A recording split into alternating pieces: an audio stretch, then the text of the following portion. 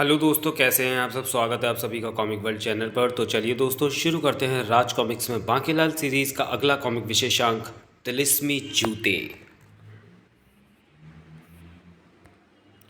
हास्य सम्राट बांकेलाल का हास्य कॉमिक विशेषांक तिलिस्मी जूते। हास्य सलाहकार संजय गुप्ता, विवेक मोहन, चित्रांकन बेदी, सहायक मोनिका गौरव, अमित श्रीकांत, लेखक तरुण कुमार वाही, संपादन मनीष गुप्ता। बांकेलाल को किसी ऋषि ने स्वप्न में बताया कि अगर आज वो प्रातः भ्रमण पर निकले तो उसे कुछ लाभ होगा। तो बांकेलाल अपने घोड़े कालिया पर सवार होकर वन की ओर चल पड़ा। जहां पहुंचकर कालिया उसे गिराने से बाज ना आया। आ! बांकेलाल उठ पाता उससे पहले ही बांकेलाल को दिखाई दिया वह सिंह। अरे बाप रे, सिंह! मगर सिंह को अभी बांकेलाल की गंध नहीं मिली थी। वो तो उस ओर बढ़ रहा था जहां कोई अन्य व्यक्ति विश्राम कर रहा था। इस बेचारे की नींद अब तो शायद कभी नहीं टूटेगी। ग्रर, मैं सोए हुए पर वार नहीं करता। उठ बे, मुझे नींद से जगाने वाला कभी जिंदा नहीं बचता। आँख खुलने से पहले भाग जा। अबे उठता है या दूँ एक लापड़। ओ सिंह! ग्रर, क्यों बच्चू, हो गई ना सिट्टी पिट्टी गुम। तेरे जैसे बहुत सारे शेर मैंने गीदड़ बना दिए, जानता है कैसे? अभी बताता हूँ। लो, कम बखत की जान पर बनी है, तब भी भागने के स्थान पर जूते पहनने में समय नष्ट कर रहा है। किंतु अगले ही पल जो कुछ हुआ उसने बांकेलाल की आंखें खोल दी। ये क्या? ये तो राक्षस बन गया। कर म्याऊं। आए, ये मेरे गले को क्या हुआ? इसमें से बिल्ली की आवाज़ क्यों निकल रही है? क्यों बेटा सिंह, तू तो मुझे देखते ही बिल्ली बन गया। अफलातून को देखते ही सबकी यही हालत होती है। अब ये बिल्ली मरेगी मेरे हाथों। था कर आ पै गई ठंड और ले पंगे। अबे सोए हुए कोई खा जाता तो तेरे बाप का क्या जाता। वह दृश्य देखते हुए बांकेलाल की आंखें आश्चर्य से फटी जा रही थी। ये अचानक राक्षस कैसे बन गया? सिंह को मारने के बाद राक्षस ने अपने जूते उतारे और ऐसा करते ही हा हा, मुझे मारने आया था। जूते उतारते ही ये वापस अपने पहले वाले रूप में परिवर्तित हो रहा है। मैंने पहले ही कह दिया था कि मुझे नींद से जगाने वाला जिंदा नहीं बचता है। क्योंकि मैं हूँ राक्षस अफलातून और ये हैं मेरे जूते, जिन्हें पाँव में पहनते ही कोई भी प्राणी राक्षस बन जाता है, उतारते ही बन जाता है मानव। और ये जूते किसी के भी पूरे आ जाते हैं। अब मैं अपनी नींद पूरी करता हूँ, क्योंकि उसके बाद मुझे जाना है विशालगढ़।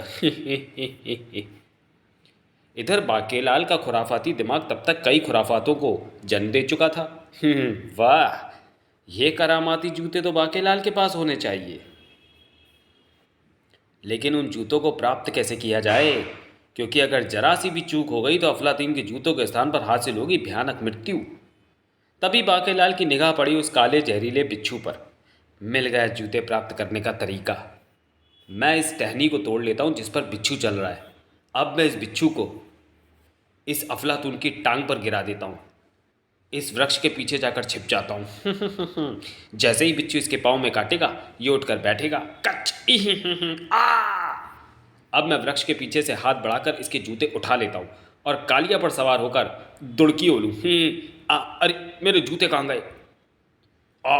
वो मानव मेरे जूते लेकर भाग रहा है। अगर वो जूते लेकर भागने में सफल हो गया तो मेरे उस महान उद्देश्य का क्या होगा जिसे पूरा करने के लिए मैंने देवता मुरादपुरी से वो जूते हासिल किए थे। मगर इसका क्या करें कि कालिया का दिमाग भी उसी समय खुराफात में लगा था। बांकेलाल, मैं 2 बार गिराता हूँ। वो मारा। बांकेलाल को घोड़े से गिरते देख अफलातून जैसे बिच्छू काटे का दर्द भी भूल गया और अरे मानव, अब तू नहीं बचेगा। अब मैं भी तुझे बिच्छू से कटाऊंगा। मैं समझ गया कि तूने ही जूते प्राप्त करने के लिए मुझे बिच्छू से कटाया था। अफलातून को अपनी ओर भागा आता देख बांकेलाल घबराया। अरे कमबख्त कालिया, तेरा सत्यानाश जाए। तू तो मेरे पुराने घोड़े बादशाह का भी बाप निकला। पर हुड़की होगा, अफलातून यहाँ आते ही मुझे मारकर जूते वापस ले लेगा। तभी एक विचार के मन में आते ही बांकेलाल का चेहरा प्रसन्नता से खिल उठा। ओ हाँ, ये तो मैंने सोचा ही नहीं। बांकेलाल ने अफलातूनी जूते नीचे रखे। अब आएगा मज़ा। बांकेलाल ने अपनी जूतियों को एक तरफ उछाला, साए साए, और अब तो बहुत ही आनंद आएगा। बांकेलाल ने पहन लिए वही जूते। अगले ही पल बन गया बांकेलाल राक्षस। अरे बाप रे, ये तो मेरे जूते पहनकर राक्षस बन गया। अब इससे पहले कि ये मुझे अपनी गदा से मार डाले, मुझे यहाँ से फ़ौरन भाग जाना चाहिए, क्योंकि वक्त की नज़ाकत भी यही कहती है, कहाँ भागता है, ठहर जा अफलातून। वाह, जूते तो मुझे मिल गए। अब अगर किसी प्रकार ये जूते में मनहूस मच्छर को पहना दूं तो वो भी राक्षस बन जाएगा। बाकेलाल ने जूते उतार लिए और अपनी योजना के ताने बाने बुनता चल पड़ा महल की ओर। मोटा जब राक्षस बन जाएगा तो लोग खुद ही उसे पीट पीट कर मार डालेंगे। कमाल है, ये राक्षस कैसे बन गया था? स्वप्न वाले व्यक्ति की बात सत्य हो गई, क्योंकि मुझे मेरे लाभ की वस्तु ही मिली है। ध्यान किधर है? विशालगढ़ इधर है। ओह, तो ये बाकेलाल भी विशालगढ़ का निवासी है। यानी मैं अपनी मंजिल तक तो पहुंच गया, लेकिन तब तक मैं अपने उद्देश्य में सफल नहीं हो सकता जब तक कि अपने जूते प्राप्त ना कर लूं। जबकि उसी समय महल में, महाराज अब आप ही बताएं कि मैं क्या करूं, क्योंकि शकुन अपशकुन मंत्री ने खाजुली नामक इस चर्म रोग के इलाज का एक टोटका बताया है कि अगर मैं किसी और के उतारे जूते उससे बिना पूछे बिना पहन लूंगा तो मुझे पाँव की इस खुजली से छुट्टी मिल जाएगी। सेनापति, शकुन अपशकुन मंत्री ने तुम्हें जूते पहनने का उपाय बताया या जूते से पिटवाने का? खैर मुझे क्या, सेनापति तुम हमारे जूते पहन लो। खुचर खुचर। क्यों मजाक करते हैं महाराज, बुरा मत मानिए, हिरण के पाँव में हाथी का जूता कैसे आ सकता है? तो फिर तुम किसी के भी जूते पहन लो। इसलिए ही तो मैं आपके पास आया था महाराज, ताकि अगर जूते चुराने का भेद खुल जाए तो आप मुझे जूता चोर समझकर दंड ना दें। सेनापति प्रबंध मंत्री के कक्ष में पहुंचा। प्रबंध मंत्री के पास कई जोड़ी जूते हैं। प्रबंध मंत्री का जूता पहनकर देखता हूँ। ये तो बेहद तंग है, ये नहीं चलेंगे। तब सेनापति बाहर निकला। इस प्रकार एक एक जूता पहनकर देखने से अच्छा है मैं किसी मंदिर में जाऊँ। वाह, यहाँ तो जूते ही जूते हैं, यहाँ मेरा काम फौरन ही बन जाएगा। ये भी पूरा नहीं आया, ये भी नहीं आ रहा। और तभी, अच्छा बच्चों, तो तू ही वो जूता चोर है जो भक्तों के जूते चुरा कर ले जाता है। आज आया पकड़ में, और वो भी रंगे हाथों। मारो कमबख्त को। अरे, इसकी शक्ल तो सेनापति से मिलती है। भाग सेनापति, वरना तू अपनी सफाई देने से पहले ही साफ हो जाएगा। मारो मारो, वो जूता चोर उस गली में भागा जा रहा है। पाँव में भीषण खुजली हो रही है। इधर सेनापति लोगों से बसता फिर रहा था और इधर उसी वक्त, बाकेलाल आखिर तुम बताते क्यों नहीं कि तुम मुझे कहाँ ले जा रहे हो? महाराज, बाकेलाल ने रथ रोका, मैं आपको इस बावड़ी में ला रहा था। बावड़ी में? पर क्यों? महाराज, आज सूर्य चंद्र मिलन योग है। इस दिन इस बावड़ी में स्नान करने से सभी संकट टल जाते हैं, इसलिए ही मैं आपको यहाँ लाया हूँ। ओह, तब तो हम अवश्य डुबकी लगाएंगे। किंतु बाकेलाल, तुम्हें भी हमारे साथ डुबकी लगानी पड़ेगी। अवश्य महाराज। आप बावड़ी की ओर चलिए महाराज, मैं अभी अपने वस्त्र उतार कर आता हूँ। ठीक है बाकेलाल। राजा विक्रम सिंह के बावड़ी में उतरते ही, अब मैं बदल दूंगा राजा के जूते इन जादुई जूतों से। मोटे को अपनी तोंद के कारण जूते तो दिखाई देंगे नहीं, और वो इन्हें ही अपने जूते समझकर पहन लेगा। छप छप छई, छपाक छई। बाकेलाल जल्दी आओ, बड़ा मज़ा आ रहा है यहाँ तो। आया महाराज। बाकेलाल भी बावड़ी में उतर गया। ठीक उसी समय, अरे बाप रे, ये लोग तो हाथ धोकर पीछे पड़ गए। चोर चोर की आवाज़ से आधा विशालगढ़ मेरे पीछे पड़ गया है, और इन सबको ये पता है कि चोर की शक्ल सेनापति से मिलती है। अगर मैं ये कहूँगा कि मैं सेनापति हुई तो कोई भी मेरी बात नहीं सुनेगा। तभी राजा का रथ देखकर सेनापति वहीं ठिठक गया। अरे, महाराज का रथ यहाँ पर कैसे? ओह, ये वस्त्र तो महाराज और बाकेलाल के हैं, और वो रहे दोनों बावले बावड़ी में। और यहाँ तो जूते भी हैं। ये अवश्य बाकेलाल के नए जूते होंगे। बाकेलाल का और मेरा सिर और दिमाग तो एक जैसा है, शायद पाँव भी एक जैसा हो। जूते पहनकर देखता हूँ। अरे, ये तो मेरे एकदम पूरे आ गए। मगर अरे रे, ये क्या हो रहा मुझे? तभी गूंज उठा शोर, मारो मारो, और भागो भागो, राक्षस आ गया। राक्षस के हाथों से बचकर कहाँ जाओगे? इधर बाकेलाल राजा विक्रम सिंह के साथ स्नान करके जब वापस ऊपर पहुंचा तो, अरे, अफलातून के जूते कहाँ गए? बाकेलाल, मेरे वस्त्र उठा दो, तुम्हें तो पता है कि मैं झुक नहीं सकता। महाराज, वस्त्र तो हैं, किंतु आपके जूते वो चुरा ले गया जिसके ये जूते हैं। क्या? किंतु मेरे जूते मेरे अलावा और किसे पूरे आएंगे? और ये जूते तो सेनापति के हैं। सेनापति मेरे जूते क्यों ले गया? क्योंकि उसे तो पता है कि मेरे जूते उसके नाप के नहीं हैं। तब विक्रम सिंह ने बाकी को बताई सेनापति की समस्या।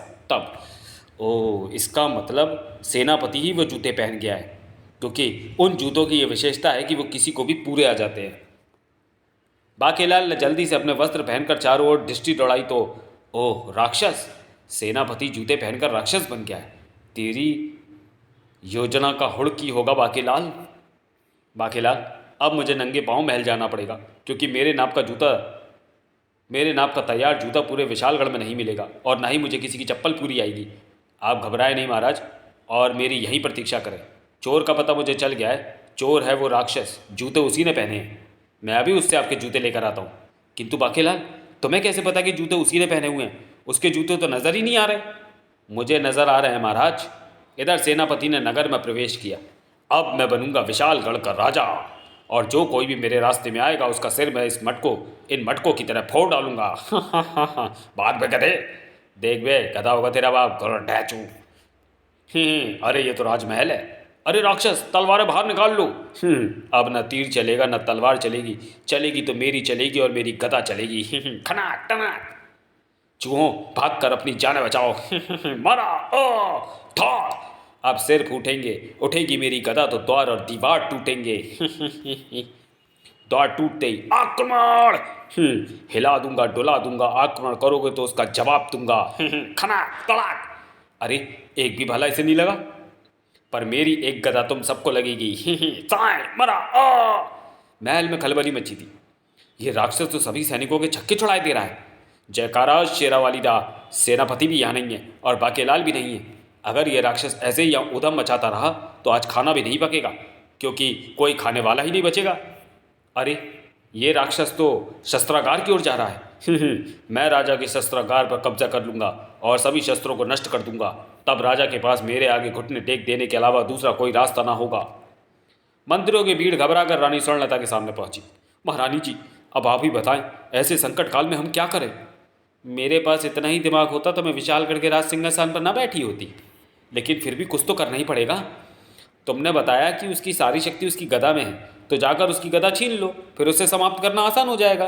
वाह, क्या योजना है। पर यह काम करेगा कौन? राक्षस के सामने जो भी जाता है वो उसे गदा मारकर बेहोश कर देता है और उसका शस्त्र तोड़ देता है। यह काम तो केवल बाकेलाल कर सकता है, पर वो कहाँ है? इधर जैसे ही सेनापति शस्त्रागार में तोड़ फोड़ मचाने लगा कि ठहर जा शैतान राक्षस, कंकड़ भी चट्टानों से टकराने लगे, चूहे भी मुझे ललकारने लगे। सामने था बाकेलाल। दुष्ट राक्षस, अगर तू केवल मेरी तलवार ही तोड़ दे तो मैं तुझे विशालगढ़ का राजा बनवा दूंगा। गर्दन तोड़ दूंगा गाजर की तरह, तलवार तोड़ दूंगा मूली की तरह। कमबख्त ने वही जूते पहन रखे हैं। सेनापति बाकी की तरफ भागा और बाकी निकल भागा। थोड़ी देर बाद तू अपनी मृत्यु के पास आएगा, मेरी गदा से बचकर कहाँ जाएगा? बच्चू सेनापति, मेरी तलवार तोड़ना और विशालगढ़ का राजा बनना इतना आसान नहीं जितना तू सोच रहा है। सेनापति के बच्चे, तेरा दिमाग दुरुस्त करने का इंतजाम मैं करके आया हूँ। बाके तीव्र गति से भागकर राक्षस के मार्ग में पड़ने वाले उस वृक्ष पर चढ़कर बैठ गया और सेनापति, इसी मार्ग पर बड़ा चला आ रहा है। मैंने ये लचीली शाखा अपनी ओर खींच ली है। अब जैसे ही सेनापति इस वृक्ष के नीचे से गुजरेगा, मैं इस शाखा को छोड़ दूंगा।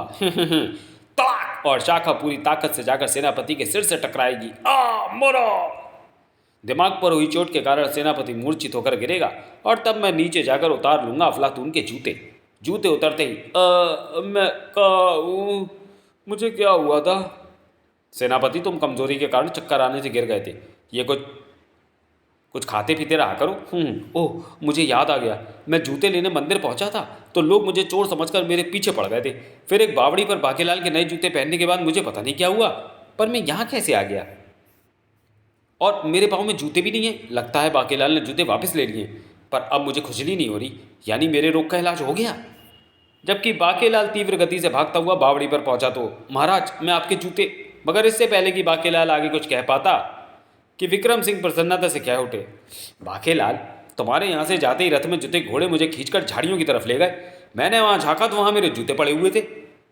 मैंने किसी तरह बैठ बिठाकर आकर जूते पहन ही लिए। फूटी किस्मत। बाकेलाल ने अफलातूनी जूते तब बाहर न निकाले। सड़ाक सड़ाक। मुझे कमबख्त घोड़ों के सामने मोटे के जूते झाड़ियों में नहीं फेंकने चाहिए थे।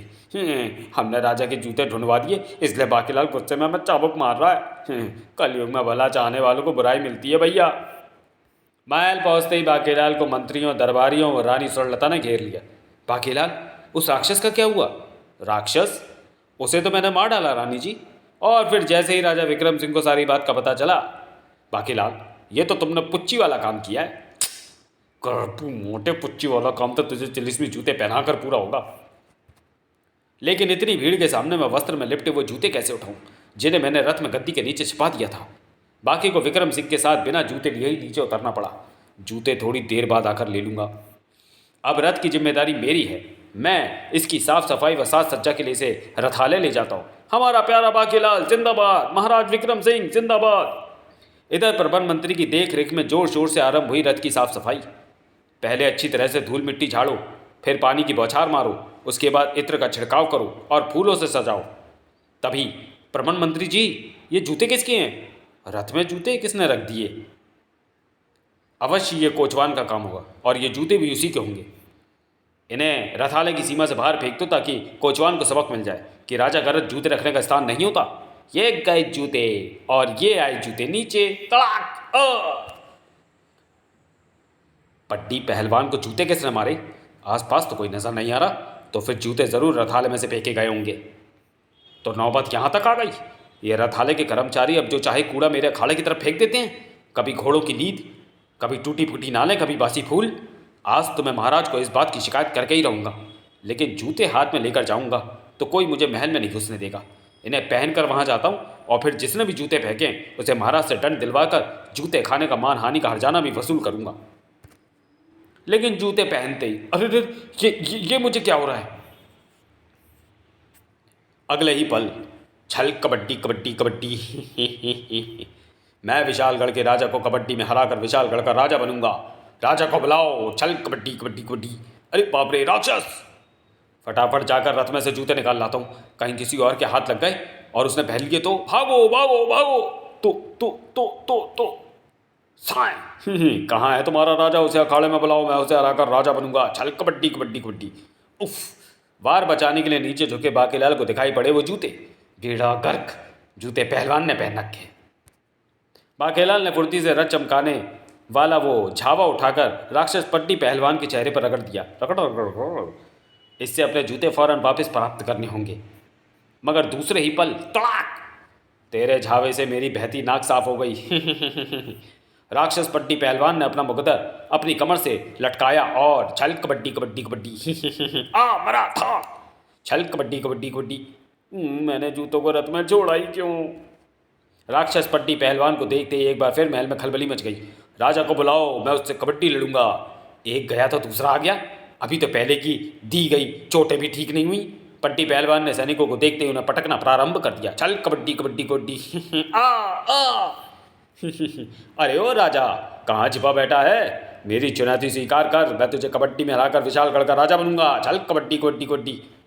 वह चुनौती सुनते ही, महाराज ये आप क्या कर रहे हैं? कुर्ता उतारने के लिए बंद खोल रहा हूँ, क्योंकि कबड्डी वस्त्र पहनकर नहीं खेली जाती। मगर सामने वाले की ताकत का अनुमान लगाए बिना उससे लड़ना उचित नहीं होता। भगवान ने मुझे यह बलिष्ठ शरीर इसलिए ही दिया है रानी, ताकि मैं ऐसी चुनौतियों का मुंह तोड़ जवाब दे सकूं। नीचे आजा राजा और अखाड़े में चलकर मुझसे कबड्डी खेल। परंतु किंतु ये चुनौती तो कोई राक्षस दे रहा है। तभी सेनापति की ललकार वहां गूंज उठी। दुष्ट राक्षस, महाराज को चुनौती बाद में देना, पहले मेरी तलवार की धार से कबड्डी लड़। डंडे पर बांधकर मैंने तलवार को लंबा कर लिया है ताकि मुझे राक्षस के पास न जाना पड़े। इसे कहते हैं दिमाग।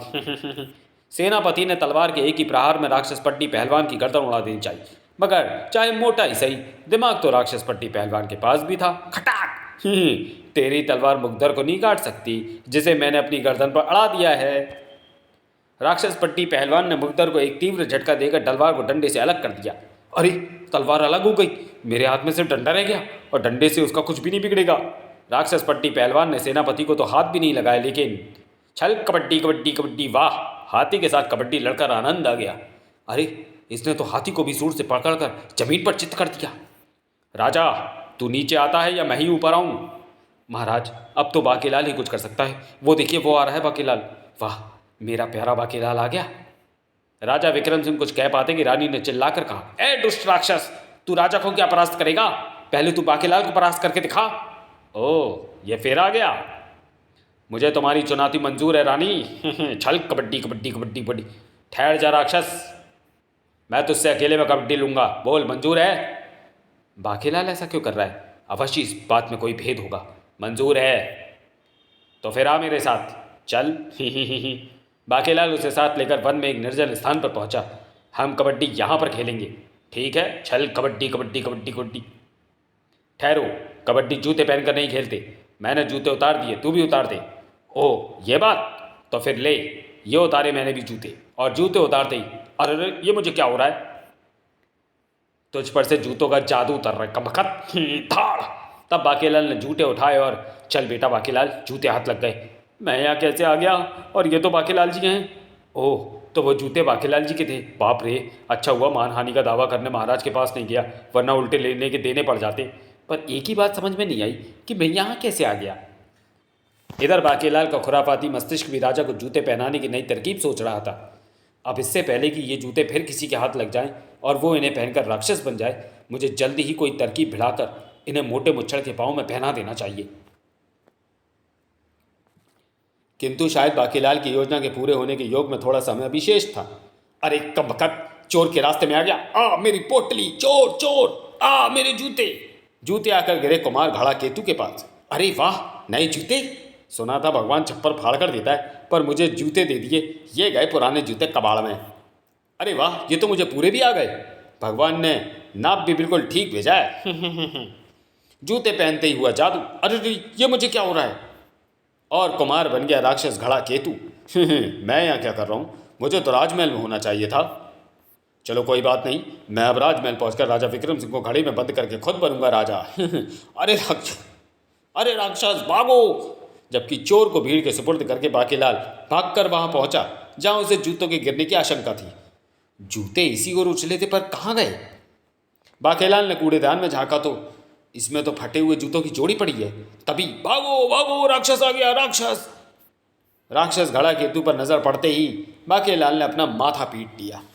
उफ, इस बार कुम्हार जूते पहनकर राक्षस बन गया है। मुझे राक्षस के पांव से जूते निकलवाने के लिए तरकीब से काम लेना होगा। ठहरो राक्षस भाई, मेरा नाम बाकीलाल है। मुझे 10,000 मटके चाहिए। दाम तुम जो भी चाहोगे तुम्हें मिलेगा। 10,000 मटके? इतने सारे मटके बनाने के लिए इसे बहुत सारी मिट्टी गूंदनी पड़ेगी, और मिट्टी को कुम्हार पाँव से गूंदते हैं। मिट्टी गूंदने के लिए जैसे ही जूते उतारेगा मैं जूते उठा लूँगा। बाकीलाल भी ये सोच ही रहा था कि बाकीलाल, तुझे 10,000 मटके चाहिए थे ना? राक्षस घड़ा केतु ने चाक को तीव्र गति से घुमाना आरंभ किया। घुमड़ घुमड़ घुमड़ घुमड़। ले संभाल 10,000 मटके। तड़ाक तड़ाक, आ उई आ। गिन लियो बाकीलाल, पूरे 10,000 हैं। और अब मैं चला विशालगढ़ के राजा को मटकी में बंद करने। इसके हाथ में तो जादुई चाक है। बाकीलाल किसी तरह 10,000 मटकों के ढेर में से बाहर निकला। इससे जूते उतरवाने की कोई और तरकीब भिड़ानी पड़ेगी। जबकि इधर 2 राक्षसों के हमले को देखते हुए महल में सुरक्षा व्यवस्था और कड़ी कर दी गई थी। इस बार अगर कोई दिखाई दे तो महल की छत से उस पर बाणों की वर्षा कर दी जाए, ताकि उसे भीतर आने से पहले ही समाप्त कर दिया जाए। और घड़ा केतु आता दिखाई दे गया। सेनापति जी, एक और राक्षस आ गया। तो फिर मेरा मुंह क्या देख रहे हो? बाढ़ छोड़ो छोड़ो छोड़ो और छोड़ो। अरे हमारे बाढ़ तो राक्षस तक पहुंचे ही नहीं। तो फिर बाण चलाना बंद करो, राक्षस को थोड़ा और पास आने दो। ओह, सैनिक बाण चलाकर मुझे रोकने की चेष्टा कर रहे हैं। ये मिट्टी के बैल, हाथी, घोड़े जब टकराएंगे तब पता चलेगा कि कौन किसे रोकता है। धुम धुम धुम। और ताक ताक, आ उ आ ओ। नए लगाए गए द्वार को तोड़कर अंदर आने से घड़ा केतु को कोई ना रोक सका। अरे और राजा, बहुत राज कर लिया तूने। अब तू या तो गद्दी छोड़ेगा या ये दुनिया। इससे पहले कि राजा विक्रम सिंह उस ललकार के विषय में कुछ सोच या कर पाते, मोटे बैगन, अब मैं तुझे मटके में बंद करके खुद राजा बनूंगा। नहीं महाराज। रानी स्वर्णलता, जा, जिसे मदद के लिए बुलाना हो जाकर बुला ला। बाकीलाल बाकीलाल। राक्षस घड़ा केतु जैसे जैसे तीव्र गति के साथ चाक को घुमाने लगा, वैसे वैसे ही राजा विक्रम सिंह उस विशाल मटके में कैद होने लगा। घूम घूम घूम। अब तू हमेशा के लिए मटके में बंद हो जाएगा राजा। तभी वहां गूंज उठी एक ललकार। ठहर जा दुष्ट पापी, अब तू नहीं बचेगा। ये मुझे किसने ललकारा?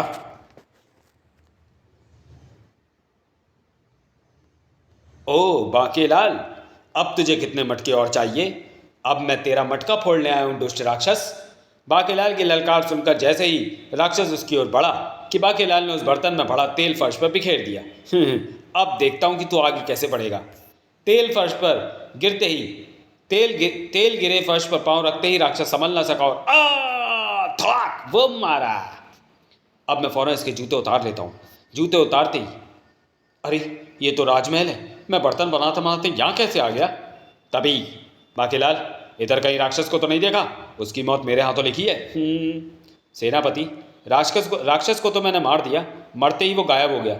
ये बेचारा तो यहाँ बर्तन देने आया था और ये भी राक्षस के चक्कर में फंस गया। किंतु बाकेलाल, महाराज कहाँ हैं? महाराज यहाँ हैं। अब तेल साफ करने के बाद मटका फोड़कर महाराज को बाहर निकाला गया। राक्षस ने मुझे मटके में बंद कर तो दिया था, पर शायद उसे ये नहीं पता था कि मटके का मुंह भी होता है, जिसके कारण मुझे वायु मिलती रही और मैं मरने से बच गया। मोटे को बंद भी किया तो मिट्टी के मटके में, जो मोटे के एक ही मुक्के से फूट जाता। उसी रात्रि अब मैं और विलंब नहीं कर सकता। मुच्छड़ और महारानी गहरी निंद्रा में है, क्योंकि मैंने सोने से पूर्व ने निंद्रा की दवा मिला पान खिला दिया था। अरे, ये बाकेलाल रहस्यपूर्ण अंदाज में महाराज के कक्ष में क्यों जा रहा है? मैं निंद्रा मग्न मोटे को ये जूते पहना देता हूँ। बाकेलाल महाराज के पाँव में जूते क्यों पहना रहा है? राजा विक्रम सिंह को जूते पहनाते ही अरे, महाराज राक्षस बन गए। आखिर मैंने मनूस मोटे को राक्षस बना ही दिया। अब आएगा मज़ा, क्योंकि एक राक्षस कभी राजगद्दी पर नहीं बैठ सकता। अब मुझे ही राजा बनाया जाएगा। ओ, कहीं राज्य में बार बार आने वाले राक्षसों के पीछे बाकेलाल का ही तो हाथ नहीं था?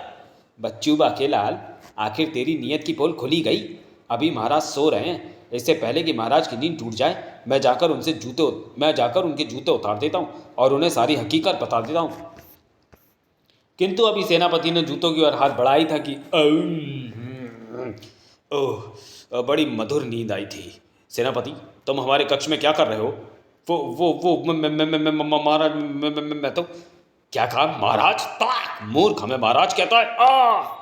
हमें राक्षस राज कहो। जो आज्ञा महाराज। हम राक्षसों के राजा विक्रम केतु हैं। जाओ, हमारे लिए मदरा व मांस का प्रबंध करो, अन्यथा हम तुम्हारा भक्षण कर डालेंगे। राक्षस? अरे, तू कौन है और हमारी शैया पर क्या कर रही है? तू हमारी दासी है। चलो, हमारे पांव दबा। बचाओ! चिल्लाती क्यों है? यहाँ तुझे बचाने कौन आएगा? बोल, हमारे पांव दबाएगी? नहीं, मैं एक पतिव्रता नारी हूँ, मैं केवल अपने पति के चरण दबाऊंगी। तेरी इतनी जरूरत?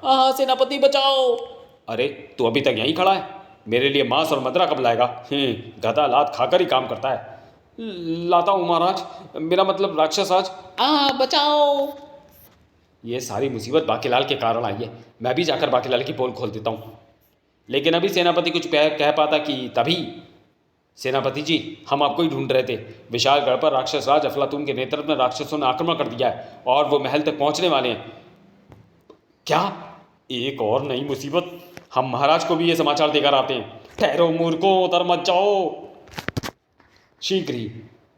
क्यों, दे आए महाराज को समाचार? वो सेनापति, महाराज तो अंदर है ही नहीं। अंदर तो कोई राक्षस है। बेवकूफ़ों, वही हमारे महाराज हैं जो राक्षस बन गए हैं। सेनापति, तुम अभी तक भी यहीं खड़े हो? लात मत मारिए महाराज, मेरा मतलब राक्षस राज, मैं तो एक समाचार देने के लिए रुक गया था। कैसा समाचार? यही महाराज कि राक्षस राज अफलातून ने विशालगढ़ पर आक्रमण कर दिया है। क्या? शैतान अफलातून की यह हिम्मत! तभी विक्रम सिंह, बाहर आकर आत्मसमर्पण कर दे। राक्षस राज, वो यहाँ आ पहुँचा है और आप ही को ललकार रहा है। वो मुझे नहीं, अपनी मृत्यु को ललकार रहा है। उसकी मृत्यु मेरे यहाँ तो होगी। अब मैं नाश्ता उसे समाप्त करने के बाद ही आकर करूँगा। राजा विक्रम सिंह अपना शस्त्र संभाले आगे बढ़े।